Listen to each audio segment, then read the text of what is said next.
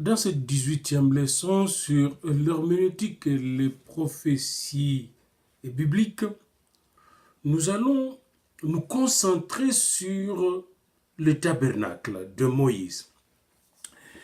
L'herméneutique est la recherche du sens, la recherche de la compréhension des significations qui sont exprimées de manière symbolique, des significations profondes, cachées dans les symboles, dans le langage, dans les signes. Et ce qui m'a toujours étonné, c'est que beaucoup d'herméneutes bibliques passent à côté des grands symboles, des grands signes de la Bible, qui ne sont pas nécessairement des signes verbaux, ou de vocabulaire, mais plutôt des symboles, des images assez, et de constructions assez manifestes, visibles. Et un de ces signes, c'est le tabernacle que Moïse avait construit au désert, et il dit lui-même que ce tabernacle, n'est-ce pas, le plan de ce tabernacle lui fut donné par Dieu. Mais qu'est-ce que signifie ce tabernacle? Et pourquoi ce tabernacle est prophétique, est un signe prophétique? Qu'est-ce qui est caché derrière ce tabernacle? Quel est le sens profond de ce tabernacle? Y a-t-il une historique de ce tabernacle? Ce tabernacle nous oriente-t-il vers quelque chose de plus élevé, de plus profond? Pour comprendre cela, je vous renvoie aux autels qu'avaient construits les hommes de la Bible depuis Noé. Je ne parle pas du sacrifice de Caïn et Abel parce qu'on ne parle pas d'autel construit par ces gens. Supposément, je pense qu'ils avaient conçu quand même un autel Caïn et Abel, mais chez Noé, c'est très clair. Quand vous allez dans Genèse 8, 20, 22, juste après le déluge, la première chose que Noé fait, c'est construire un autel et faire un sacrifice à Dieu. Et si vous examinez bien ce qui se passe dans ces chapitres 8 et 9, autour de cet autel et de ce sacrifice que Noé fait, c'est son dialogue avec Dieu. Dieu vient à sa rencontre à travers ces sacrifices et fait une alliance avec lui. Et c'est tout ce problème de l'alliance, n'est-ce pas, qui est très significatif dans la Bible, l'alliance, la nouvelle comme l'ancienne alliance, c'est ce phénomène de l'alliance qui pointe vers le sang de l'agneau dans le Nouveau Testament et qui pointe vers justement la fin des temps, le nouveau cieux et la nouvelle terre. L'alliance, revenons à ce moment. Il y a l'autel que Noé conçut et après avoir conçu cet autel, Noé rencontre le Seigneur Dieu qui lui parle et qui fait alliance avec lui et il établit une alliance universelle. Cette alliance consiste à ne plus jamais détruire la terre par le déluge. Et il y a un signe même qu'il donne, l'arc-en-ciel qu'il donne pour justement garantir qu'il ne détruirait jamais, plus jamais, que Dieu ne détruira la terre par le déluge, par l'eau. Et cette alliance est une alliance de paix. Mais une telle alliance qui est universelle, et qui est connu par Noé, ses fils, sa femme et les femmes de ses fils, est une alliance qui déborde l'espace géographique de Noé et l'espace historique de Noé. C'est une alliance qui a une profondeur historique qui me dépasse. Je mets entre parenthèses cette alliance de Noé et pour continuer, parce que je ne veux pas me perdre dans cette signification géographique, historique, limité, mais je veux au-delà de cette signification. Vous allez après Noé à Abraham. Et Abraham, dans Genèse 12, la première chose qu'il fait quand il commence à fouler le sol cananéen, c'est de bâtir un autel. Et quand il bâtit l'autel, il invoque le nom de l'Éternel. Genèse 12, 7. Et Dieu lui apparaît à Shichem, et il bâtit encore un autre autel à Bethel et il invoque le nom de l'Éternel. Genèse 12, 8. Deux autels qu'Abraham est en train de bâtir et ces deux autels, entre ces deux autels, il y a la rencontre avec Dieu. Il y a toute cette problématique de l'homme, de l'être humain, qui est appelé à rencontrer Dieu, à parler avec Dieu pour saisir l'essence de son histoire sur la terre, l'essence de son existence sur la terre, l'essence de l'existence de l'univers. Où allons-nous? Pourquoi sommes-nous sur cette terre? Que faisons-nous sur cette terre? Pourquoi sommes-nous venus sur cette terre? Pourquoi sommes-nous nés? Sommes-nous nés tout simplement pour mourir? Voyez-vous, ici, la symbolique de l'autel, qui est le tabernacle en miniature, et nous oriente vers cette rencontre avec Dieu. Et cette rencontre avec Dieu pour écouter une voix qui vient du fin fond de notre cœur d'ailleurs, une voix qui répond aux grandes questions que nous nous posons concernant notre existence. Dans Genèse 13, 4, Abraham invoque le nom de l'Éternel, et à ce lieu-là où il a invoqué le nom de l'Éternel à Bethel, n'est-ce pas, c'est là exactement où il a conçu l'autel. Il a conçu l'autel pour invoquer, pour rencontrer l'Éternel, pour parler avec lui, pour écouter le Seigneur, pour s'adresser à son Créateur. Dans Genèse 13, 18, on lui va encore bâtir un autre autel parmi les chênes de Mamré, près d'Hébron, quand l'Éternel vint lui parler de nouveau, après que Lot se fut séparé de lui. Lot séparé de lui, il est allé vers Sodome et Gomorrhe, parce qu'ils avaient assez de troupeaux et leurs ouvriers commençaient à se disputer. Et juste après la séparation, Dieu vient, il lui donne une vision, il lui demande de compter le nombre d'étoiles qu'il y a dans le ciel. Il ne peut pas le compter et il lui fait la promesse de la multiplication de sa descendance qui va dépasser, n'est-ce pas, le nombre des étoiles et des grains de sable. Cette promesse de Dieu est faite justement autour de cet autel qu'avait construit Abraham.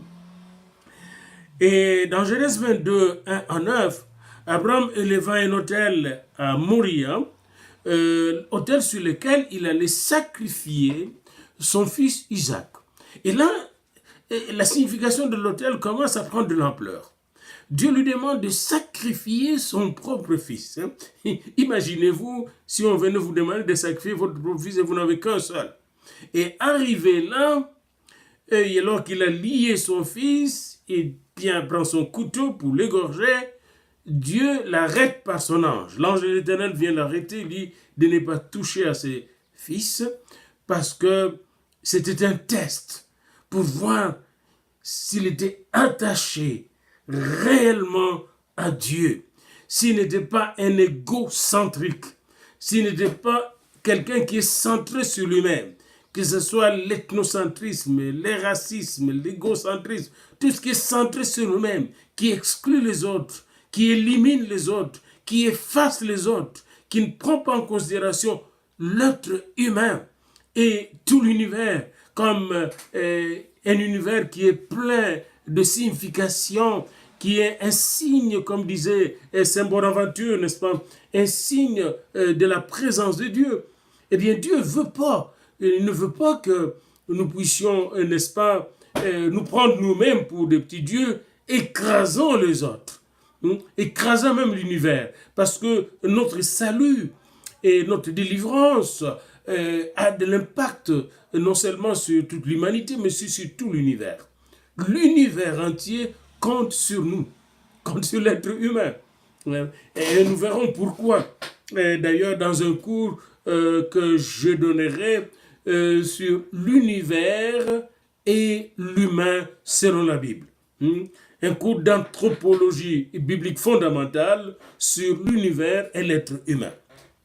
Et c'est un cours important que je vous encourage de suivre dans votre programme de théologie systématique, mais qui sera plus orienté vers l'anthropologie biblique. Et dans le cours d'anthropologie biblique, c'est de l'étude de l'homme selon la Bible, nous allons nous concentrer surtout sur l'être humain dans l'univers. Et c'est pas pour rien que c'est vous qui parlez de la défense de l'univers, des écosystèmes et tout ça, de l'équilibre écologique C'est l'homme qui s'en préoccupe, ce n'est pas tous les éléments de l'univers qui s'en préoccupent, mais c'est vous, parce que vous avez une grande responsabilité dans l'univers. Et cette responsabilité ne vient pas du néant, ne vient pas de votre raisonnement. Ça vient justement de celui qui vous a donné les clés de sa création. Nous verrons cela dans ce cours. Revenons à notre cours sur le tabernacle. Et nous parlons de l'autel que que Abraham avait élevé à Moria. Moria, où se trouve exactement la montagne de Sion aujourd'hui, où se trouvent les ruines de l'ancien temple de Jérusalem. Nous abordons cela. Et la mosquée El-Aqsa. Vous savez, le monde entier se dispute une petite montagne. Toute une petite montagne. Et dès qu'on a dit que Israël et les États-Unis considèrent Jérusalem comme la capitale d'Israël, le monde entier a commencé à parler et s'est agité.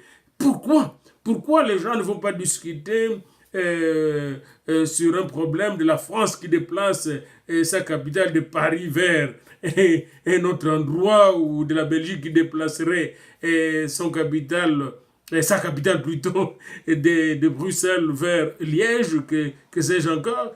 Mais pour les Juifs, dès qu'on déplace, dès qu'on considère Jérusalem comme la capitale des Juifs, eh bien, tous les Arabes qui ont beaucoup de pays qui sont allés même arracher tous les nord de l'Afrique, le Maroc, l'Égypte, là où se trouve la Libye, et là où se trouve la Tunisie, là où se trouve l'Algérie, ce sont tous des pays de Noirs africains qui ont été arrachés par le musulman arabe.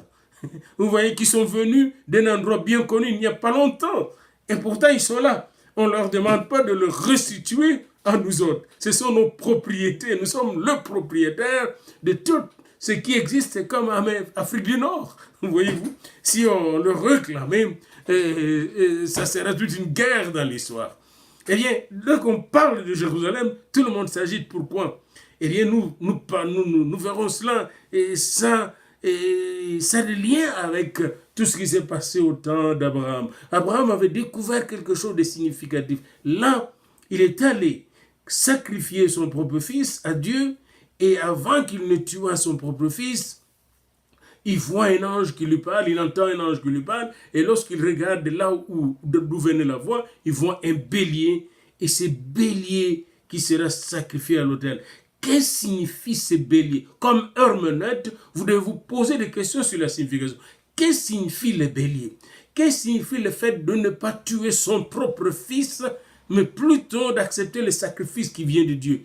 Qui est ce sacrifice qui viendra de Dieu? C'est tout le sens du tabernacle, des autels et du temple de Salomon. Qu'est-ce que signifie ce sacrifice qui vient de Dieu? Nous dépassons donc cette histoire, on arrive à Isaac comme troisième sacrificateur après Noé et Abraham, qui va construire des autels. Isaac bâtit un autel à Beersheba. Et à Beersheba, l'Éternel lui apparut dans la nuit et l'assura de la bénédiction, la poursuite de la bénédiction d'Abraham sur lui et sur toute sa descendance. Dans Genèse 26, 23, 25, nous lisons cela, et Isaac bâtit là un autel. Qu'est-ce que signifie cet autel? Sinon le lieu de rencontre avec le Tout-Puissant, le Dieu de rencontre avec le Créateur, le Dieu de rencontre avec celui qui donne sens à notre existence, avec celui qui nous donne la lumière sur ce que nous sommes.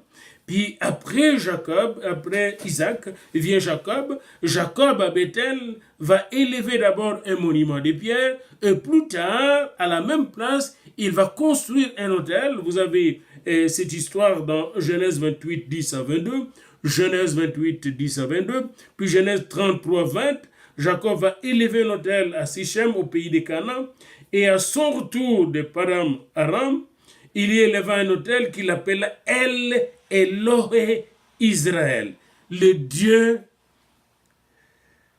d'Israël, le Dieu d'Israël. Autrement dit, il est en train de signer une sorte d'assurance avec Dieu pour Israël, et selon cette assurance, le Dieu d'Israël va continuer à bénir Israël. Et ce qu'il ne savait pas d'ailleurs, c'est qu'en bénissant Israël, et comme c'est dit, il bénissait le monde entier. Jacob bâtit un autel à Bethel, dans Genèse 35, 7, et il nomma ce lieu El Bethel, le Dieu de Bethel. Voyez-vous, l'autel ici, ça n'a pas la signification des autels de goïm ou de païens, n'est-ce pas? C'est toujours un lieu de rencontre avec El, Dieu, le Créateur. La créature créée à l'image de Dieu, qui est à l'image de Dieu, la créature qui pense, la créature qui se questionne, la créature qui se pose la question de son existence, la créature qui se pose la question du sens de son existence, de la direction de son existence, la signification de tout ce qui l'entoure, le monde, les choses, les symboles, etc., rencontre Dieu à cet autel. Dès qu'il rencontre Dieu à un endroit, il y construit un autel. Et à Beersheba, Jacob construit un autel et là, c'était avant de quitter pour aller en Égypte, n'est-ce pas, rencontrer Joseph. Là où il avait construit un autel à Beersheba, il y a là pour rencontrer l'Éternel, Genèse 46, 2, 4, et l'Éternel lui parla, lui donnant de promesses et de l'assurance. Descends en Égypte, n'aie pas peur, je suis avec toi, je te bénirai. On viendra t'enterrer ici et ta descendance viendra occuper cette terre. Donc l'autel, c'est le lieu de rencontre. Ce lieu de rencontre, c'est le lieu de la promesse. Et cette promesse nous oriente vers l'agneau de Dieu qui viendrait pour sauver le monde. Lorsque Moïse sort de l'Égypte, il sort de tous les cultes de l'Égypte. N'oubliez pas l'Égypte, ils avaient des temples en Égypte. Et il n'y avait que le roi qui allait à la rencontre de leur Dieu, qui s'enfermait dans le temple pour rencontrer, et c'est leur Dieu, et qui parlait avec Dieu, et c'est le roi qui était le petit Dieu sur la terre. Mais ici, autour de la montagne de Sinaï, quand vous allez dans Exode, n'est-ce pas, à partir d'Exode, surtout 20, 21, 22, 23, c'est tout Israël qui rencontre le Seigneur. Malgré le feu, n'est-ce pas, qui se trouve autour de la montagne de Sinaï, tout Israël est appelé à rencontrer Dieu. C'est en ce moment-là que Moïse va recevoir une instruction formelle de la part de Dieu, que nous voyons, que nous lisons dans Exode 24. Dieu dit à Moïse, monte vers l'Éternel, toi, Aaron, Nadab et Abihu et 70 anciens d'Israël, et vous vous prosternerez de loin. Moïse s'approcha seul de l'Éternel. Ici, nous réalisons ce que nous avons vu dans tous les autels, c'est le lieu où on s'approche de Dieu. Et ici, il n'y a plus d'autel, mais c'est une montagne naturelle. Dieu laisse tomber maintenant toute cette symbolique de l'autel, n'est-ce pas, et se présente à Moïse et à tous les anciens d'Israël sur une montagne, dans le naturel. Dieu veut nous rencontrer dans le naturel même de notre existence dans cet univers. Il veut nous rencontrer dans le naturel de notre existence. Et c'est le sens de l'autel, c'est le sens du tabernacle, c'est le sens du temple, c'est le sens même de l'Église. Et c'est le sens de la Bible elle-même d'ailleurs. C'est la parole à travers laquelle Dieu vient à notre rencontre. Et vous pouvez aller à la rencontre de Dieu au travers de sa parole. Alors, c'est ça le sens finalement que nous cherchons, que nous sommes en train de chercher. C'est le sens qui se dit dans ce contexte, n'est-ce pas, de la figuration ou de la formation de la nation d'Israël, qui est la figuration du peuple de Dieu, ou la forme du peuple de Dieu, qui est une sorte de préfiguration de l'Église, corps du Christ, peuple de Dieu et sacerdoce royal.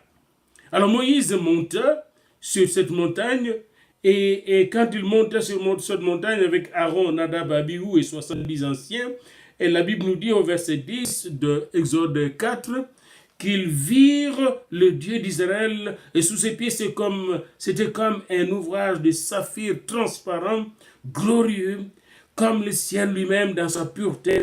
Il n'étendit point sa main sur les lits des enfants d'Israël. Ils virent Dieu et ils mangèrent et burent. Qu'est-ce que signifie voir Dieu, manger et boire? Qu'est-ce qu'ils ont mangé là? Voyez-vous, vous allez voir, toutes ces choses vont prendre de signification dans le Nouveau Testament. Quand Jésus va dire à ses disciples de manger sa chair et de boire son sang. Qu'est-ce que signifie cela? Qu'est-ce que signifie manger et boire dans la présence de Dieu? Sinon entrer en communion avec lui, en intimité avec lui. Sinon devenir, n'est-ce pas, une partie de lui-même, n'est-ce pas, devenir une partie de lui-même, une partie de son être, un être pur d'amour, plein d'amour, un être qui existe dans une lumière inaccessible, mais qui rend cette lumière accessible à tout ce qui s'approche de lui, n'est-ce pas, après avoir écouté sa voix qui nous invite à la montagne. Moïse donc monta vers la montagne, et vous allez voir, les autres anciens d'Israël, Nadab et Abihu, restèrent à un certain niveau de la montagne, et Moïse monta vers ses 12, il monta vers le Seigneur, qui lui dit, monte sur la montagne, l'Éternel, et il monta. Puis, verset 13, Moïse se leva avec Josué qui le servait, et Moïse monta encore sur la montagne, puis continue à monter. La montée vers l'Éternel de Moïse se poursuit et ne s'arrête pas, jusqu'à ce que Moïse va disparaître de la vue humaine. Autrement dit, jusqu'à ce qu'il ne sera presque plus humain. Voyez-vous, eh bien, c'est ce que signifie justement le temple, le tabernacle, comme nous allons voir. C'est l'endroit où on apprend à se perdre soi-même pour se réaliser en Dieu. N'est-ce pas? Un endroit où on s'initie à entrer dans l'esprit de Dieu, à vivre selon l'esprit et non selon la chair. Et c'est là que Moïse va recevoir les instructions pour construire l'arche. Dans le cours, la leçon qui va suivre, nous allons nous concentrer sur l'histoire de l'arche et la signification plutôt du tabernacle et de l'arche de l'alliance qui sera dans le tabernacle. Mais pour le moment, j'aimerais que vous puissiez retenir quelque chose de très important. Le tabernacle, comme le temple, c'est un lieu de rencontre avec l'Éternel, le Créateur, mais aussi un lieu d'initiation, un lieu d'apprentissage, un lieu d'entraînement, un lieu de formation spirituelle où l'homme, n'est-ce pas, devient de plus en plus un être en communion avec Dieu, un être toujours à la recherche de la vérité et de la lumière de Dieu. Un être qui apprend à aimer Dieu et aimer les autres comme Dieu aime les autres et nous aime. Un être qui apprend, n'est-ce pas, à mieux connaître ses responsabilités dans l'univers. Un être qui apprend à adorer Dieu en esprit, en vérité, et à découvrir dans cette adoration ce qu'il est et pourquoi il est ce qu'il est. Sa mission sur cette terre. Et vous voyez ça dans la construction de l'autel de Noé. Noé s'approche de Dieu, puis découvre la responsabilité historique que Dieu lui a confiée. N'est-ce pas? Dieu veut protéger toute la nature et toute l'humanité et veut que l'humanité puisse cheminer vers lui, c'est-à-dire vers l'éternité de son amour, l'univers. Vous voyez le mot univers, il y a unité, union, vers Dieu. Il veut que tout se tourne vers lui. Univers. Et l'univers a un sens, a une direction. Le sens de l'univers, c'est de conduire tous les êtres vers Dieu, vers l'amour de Dieu, vers la perfection de Dieu, vers la lumière de Dieu. Et c'est l'essence de l'autel. Et nous verrons cela à travers le tabernacle, justement. Nous verrons les 3 étapes qui conduisent vers l'amour, vers la perfection, vers la lumière, vers la sainteté, vers la gloire de Dieu, pour dire le mot qu'il faut bibliquement. Alors, question pour nos étudiants. Qui a construit le premier autel dans la Bible? Pourquoi Abraham a-t-il construit ces autels dans la Bible? Selon ce qu'on dit la Bible, c'est à Cana. Pourquoi Abraham a-t-il construit ces autels à Cana? Selon les récits bibliques. Pourquoi Isaac a-t-il construit son autel à Beersheba? Pourquoi Jacob a-t-il construit son autel à Bethel, El-Bethel? Que faisaient ces patriarches devant leurs autels? Pourquoi Abraham voulut-il sacrifier son fils sur l'autel à Moria? Que signifie le bélier qui fut donné à Abraham par l'ange de l'Éternel?